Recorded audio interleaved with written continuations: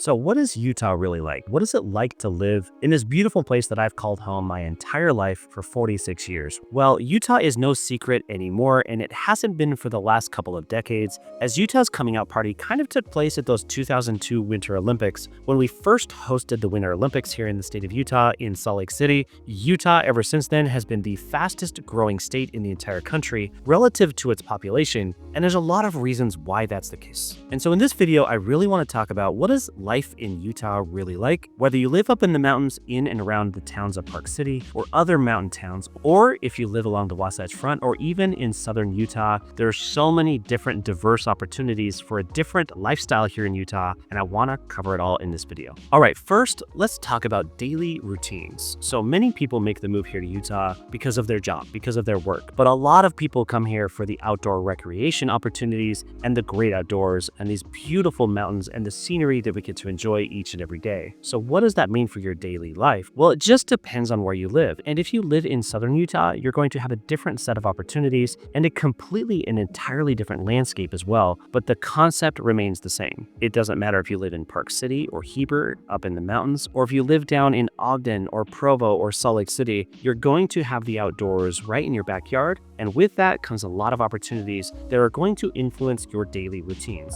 So if you ever thought about what does your routine look like today, wherever it is that you might live, in Utah, you can absolutely add in the element of the great outdoors in your daily routine if you so choose. Now, of course, each and every person's schedule is going to dictate that, but the lifestyle here in Utah is unlike any other metropolitan area in the entire country, because we can literally, within 15 to 20 minutes from pretty much anywhere that you're located, you can be up in the great outdoors, you can be on a trail, you can experience nature at its finest, whether that be in the wintertime or in the summertime. And one of the greatest compliments that I hear from people about the state of Utah is how incredibly awesome our people are here with sharing the outdoors, that we take care of nature, that we love our great outdoors here. And it's honestly part of, and it is ingrained in our culture here to the point where it's something that you have to respect if you move here as well. And I can't imagine very many people not really respecting the great outdoors when they come, because it's a beauty to behold. It's something worth experiencing. Whether you're really into the outdoors or not, there are definitely opportunities to get up there in the mountains to go experience it and enjoy it. All right, next up, I want to talk about commuting in Utah. So the average commute time in Utah is far lower than almost every other city in the Western United States, especially cities that are of similar size, and even more so over the cities that are of larger size. Utah's traffic and congestion have of course increased over recent years. And as a local, you're going to feel it more than somebody that's moving from somewhere else where the traffic is even worse. So if you're moving here from a place that's already got bad traffic, you're probably going to laugh and find it funny that people don't like the traffic here, because honestly, it's kind of a walk in the park comparatively. But to be reasonable and to make sure that we have the empathy for the people that have lived here their entire lives,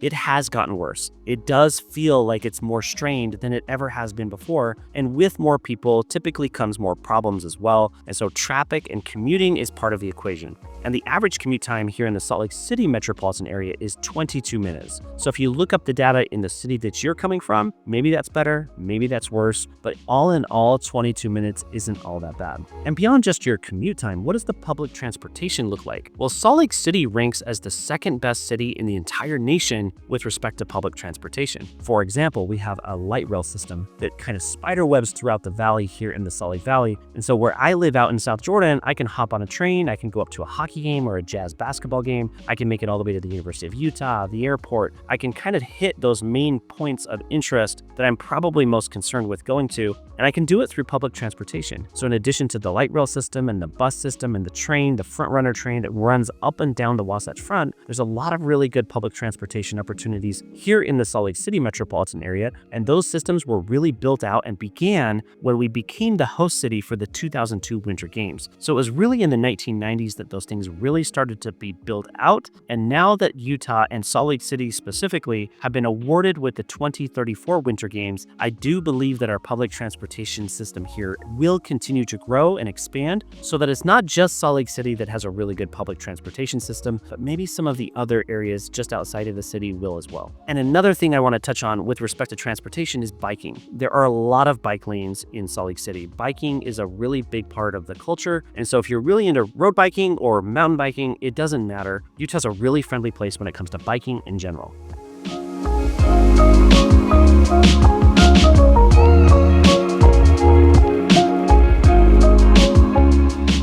right, next up, I want to talk about community. And when I talk about community, I want to talk about the local events, the festivals, all the things that come. But I really also like to talk about the neighborhood gatherings and the stuff that's more on a micro level. So, for example, in some of the neighborhoods, you might find that people gather every Sunday and have treats in the streets. Or maybe they have something in terms of a gathering that is really just neighborhood specific. This truly is part of the culture here in Utah. I think it's really appealing, and it doesn't matter if you're from Utah or if you're not from Utah. There's probably something or a gathering of sorts that's going to be appealing to you as well if you just get involved. And on the topic of getting involved, volunteering is also one of the biggest things that really contributes to our sense of community here in the state of Utah. Utah, in fact, donates more and volunteers more than any other state in the country, which is really cool, and it's part of our culture here. So if you're looking to have volunteering opportunities, maybe you're doing that with your family because you want to teach your children that same spirit of service and volunteering, Utah's a great place to start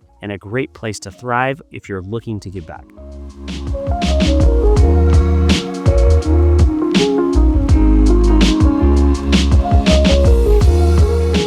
All right, let's talk about the outdoors. The diverse options that we have as a local Utahn, it's mind-boggling to me. So what is it really like living in Utah? Well, it's everything that you probably thought that it could be, and maybe even more. Utah has become known for the greatest snow on earth, with some of the ski resorts in North America that get by far the most snow out of any ski resort in North America, especially up here in the Cottonwood Canyons just outside of my office right here where I'm located. But it's not just the winter sports, it's the summer activities as well. It's the mountain biking and the hiking, it's the snowshoeing and snowmobiling, it's the skiing, it's the outdoor opportunities that are provided because we have so many lakes and reservoirs where we can go recreate on a boat or whatever the case may be. But the other thing that Utah is so well known for is its 5 beautiful national parks in southern Utah. And whether you're a Utah native or you're looking to relocate here, I think it's imperative that you get out and explore all 5 of those national parks. It's really sad to me when I talk to people and they live here or they are from here, they've lived here their entire lives, and they've never experienced those national parks. And so in those national parks, we have our most frequently visited national park in Zion National Park, but we also have Bryce Canyon National Park, we have Capitol Reef National Park, Canyonlands National Park, as well as Arches National Park. And those last 2 national parks that I talked about are on the southeastern side of the state of Utah near the small town of Moab. Moab is a small town, but it's a mecca for outdoor enthusiasts.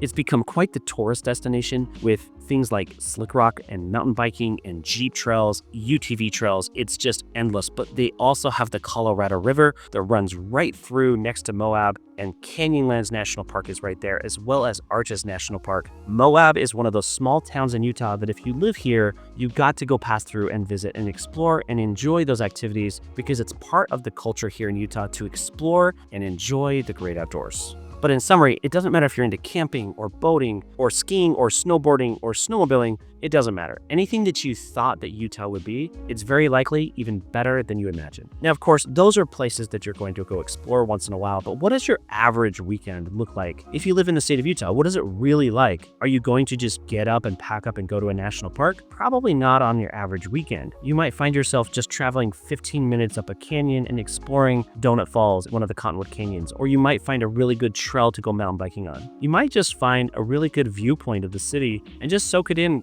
Maybe it's a sunset. It doesn't matter. There are so many really cool opportunities regardless of where you live along the Wasatch Front. And one of my favorite places to go anywhere along the Wasatch Front is just up Mill Creek Canyon, which is pretty close to Salt Lake City, and at the top of that canyon to go for a hike or a mountain bike ride and ride up or hike up to the very top of the Wasatch Mountains along the Wasatch Crest, where from one vantage point you can look down into Park City to one side and at the same time see the Great Salt Lake on the other side. It feels like you're on top of the world. It's one of my favorite places in Utah.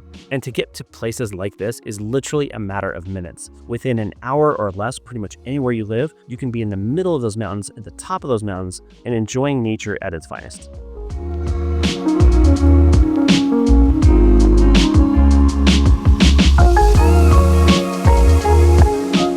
Okay, so we talked about the outdoors, but what is it really like living in the city? What is it really like living in the suburbs or even the small towns? I believe that Utah's got a great mix between the urban, the suburban, and the rural lifestyles. Regardless of what's appealing to you, there's something for everybody. But what is it really like? There are arts festivals, there are all sorts of farmers markets, and other events depending on the community that you're in. There's going to be different attractions and different points of interest depending on where you live. But regardless of where you live, along any part of the Wasatch Front or along the Wasatch Back or in St. George or up north in Cache Valley, it doesn't matter. There are going to be traditions, there are going to be activities, farmers markets, and things of the sorts that are really going to help you identify with, but also connect with your local community. And one of my favorite things is that so many of these towns have their own traditions. So for example, if you go up to Bear Lake, they have Raspberry Days, and they have really cool things up in those little towns near Bear Lake. But if you drive into other places like Park City, they have their own set of events, including the Sundance Film Festival in the wintertime. But down south of Park City in Heber and Midway specifically, they've got their own traditions with their own cool things with respect to Swiss days and other things and traditions that each of these small towns really hold near and dear to their heart. And it's really cool to see that not only the cities, but also the towns can participate in these attractions. And so it doesn't really matter where you live, there's going to be something for you. And because it is Utah, some of these traditions are focused around the religious influence of the state.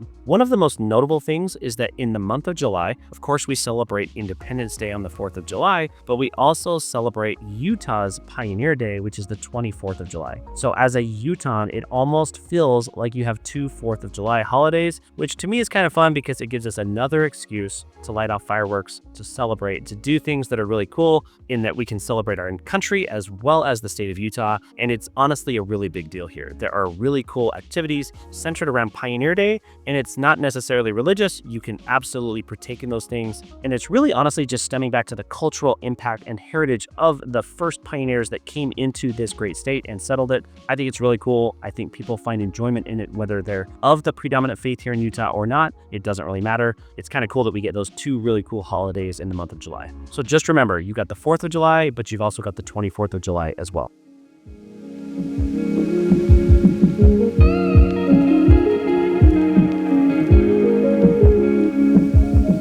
All right, next up, let's talk about sports. Sports are a really big deal here in Utah. And although for the vast majority of my life, we've only had one major professional sports team here in the Utah Jazz of the NBA, we've recently added an NHL hockey team, which is currently called the Utah Hockey Club. And it sounds like they're going to soon get their permanent name. But for now, we have those two major sports teams. But the other thing that's really attractive to me as a baseball fan is that we're pursuing bringing in a Major League Baseball team. The former ownership group of the Utah Jazz that sold the Utah Jazz just a few years ago is going all in with bringing in a Major League Baseball team just west of the downtown area, which will provide an incredible footprint right there along the Jordan River, where they can build a really cool sports and entertainment district, not only for baseball, but for other attractions and dining options as well, with what I believe will be the greatest view in all of Major League Baseball, where you'll look out and you'll see the Salt Lake City skyline as well as the Wasatch Mountains right behind that, so that you have the best backdrop in baseball, in my opinion.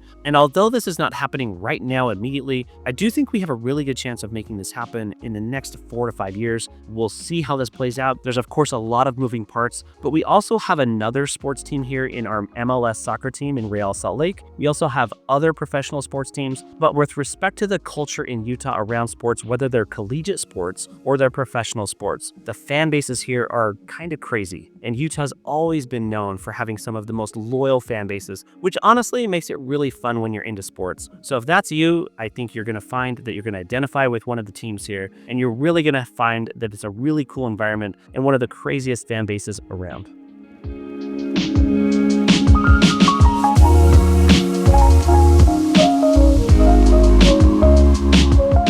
All right, let's talk about dining. So Utah's not world-renowned for having the most diverse dining options, but I will say that in the last decade or so, Utah has really stepped up its game with its dining scene. So regardless of what type of cuisine you're looking for, you're going to find a really good quality option here in the city or along the Wasatch Front, or maybe even up in Park City or down in St. George. There are some really good dining options here. It just means that if you're looking for really good Italian food, you might not have 30 places you can go, but you're certainly going to have a handful of places where you can get really good quality food. And although that narrative of the past where Utah is just terrible with its dining scene, it's gotten so much better in recent years, especially in and around Salt Lake City as well as Park City. And a lot of people that come to visit here will ask questions about local favorites and local traditions and really what Utah is really well known for, whether that's fry sauce or pastrami burgers. There are a lot of things that are really homegrown here in Utah, and one of the things that I think sets Utah apart with respect to its cuisine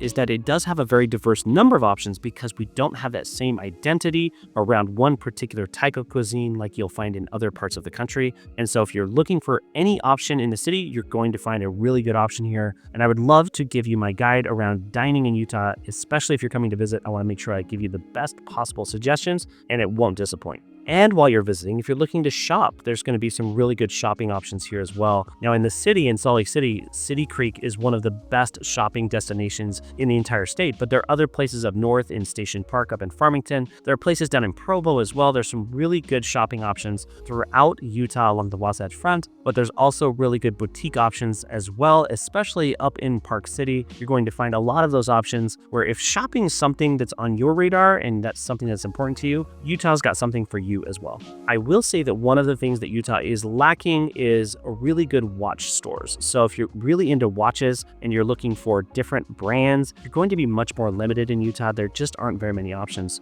And so that's something that you might find yourself going to a different city like Las Vegas or Los Angeles or a bigger city where you can really have more options. But with respect to what most people are buying on a regular basis, you're going to have phenomenal options here in Utah if you just seek out the right places to go.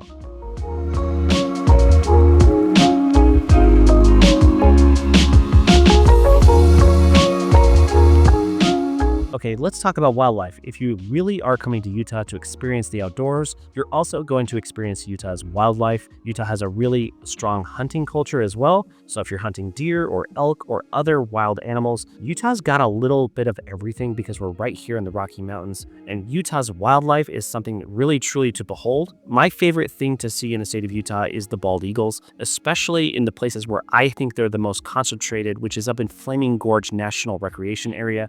And I believe that seeing bald eagles in the wild is one of the most majestic things I've ever seen. And beyond the wildlife, it's the seasonal lifestyle that comes into play. Whether you're skiing in the morning and golfing in the afternoon, Utah has one of those unique places where you can kind of do it all depending on the time of year. And I believe that's one of Utah's greatest benefits of having those 4 distinct seasons where you can enjoy the summer activities as well as the winter activities while living in the same place. And I think that's really, truly something that stands out above most areas throughout the country where most people live.